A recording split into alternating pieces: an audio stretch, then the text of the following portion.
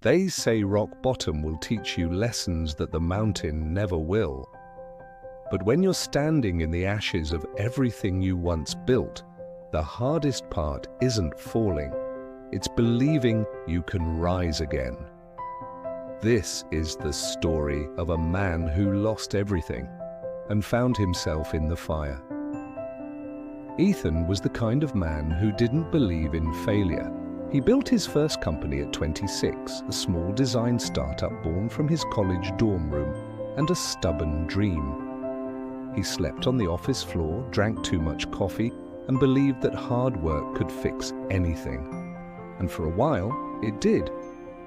His company grew, his name became known, and success, that golden, intoxicating feeling, wrapped itself around him like sunlight. He bought an apartment, hired a team, made promises to himself that he'd never be poor, never be weak, never be forgotten.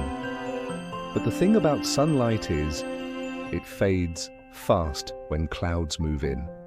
One by one, his big clients left, a recession hit, his investors backed out, and the same friends who had toasted to his success quietly disappeared.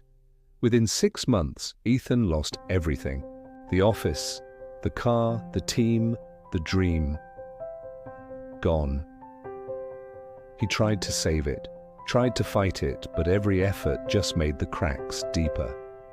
And one morning, sitting alone on the floor of his empty office surrounded by silence, he realized something terrifying. He didn't know who he was without his success. For days he stayed home, didn't answer calls, didn't eat much.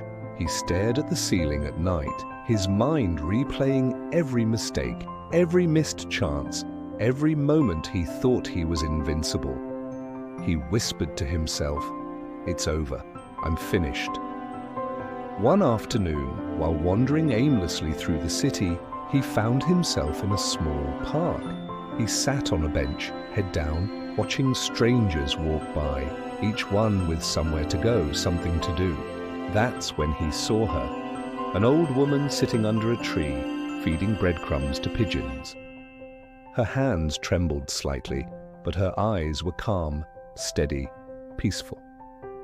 After a while, she looked at him and said softly, "You look like someone who's lost his way."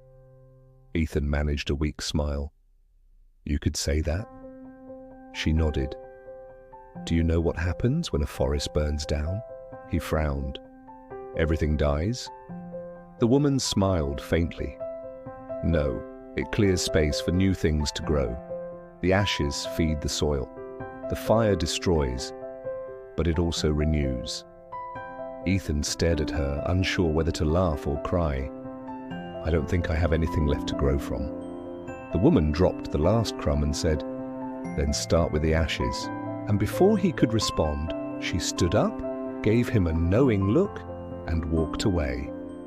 Those 4 words echoed in his mind for days. Start with the ashes.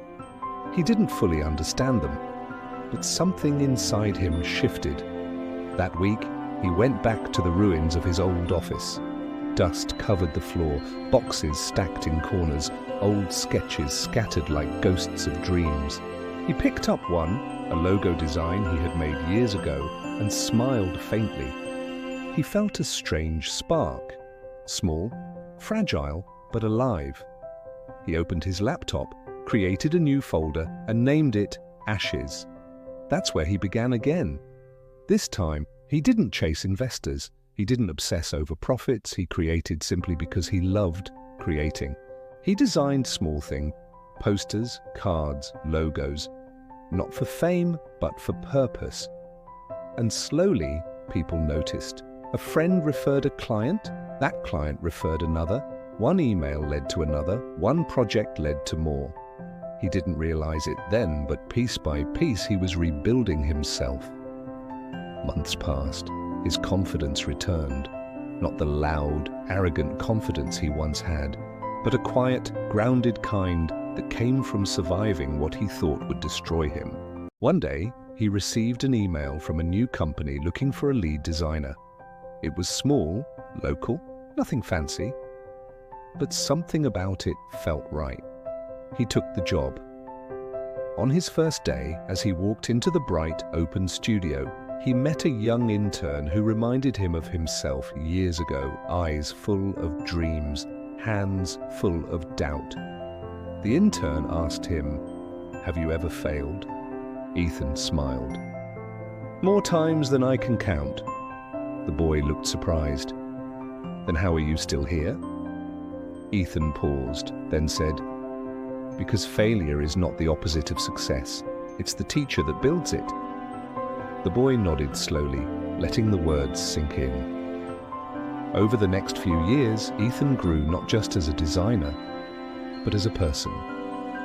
He learned to rest without guilt, to fail without fear, to begin without waiting for perfect conditions. He didn't become a billionaire, he didn't make headlines, but he built something far more valuable: peace.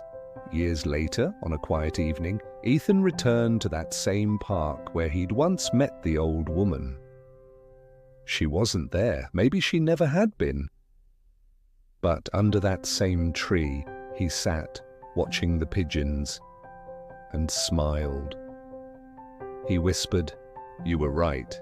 The fire didn't destroy me, it freed me." He closed his eyes, feeling the breeze, the weight of his scars, not as burdens, but as proof of survival. He had lost everything once, but in losing everything, he had found himself. And if anyone ever asked him what success truly means, he would say, "It's not about never falling, it's about rising every single time you do." Because sometimes life burns you to the ground, not to end you, but to begin you again. So if you're standing in the ashes of what used to be, if your dreams have fallen apart and your heart feels too heavy to lift, don't give up. Start with what's left. Start with the pain. Start with the lessons. Start with the ashes. Because even from ashes, the dawn still rises.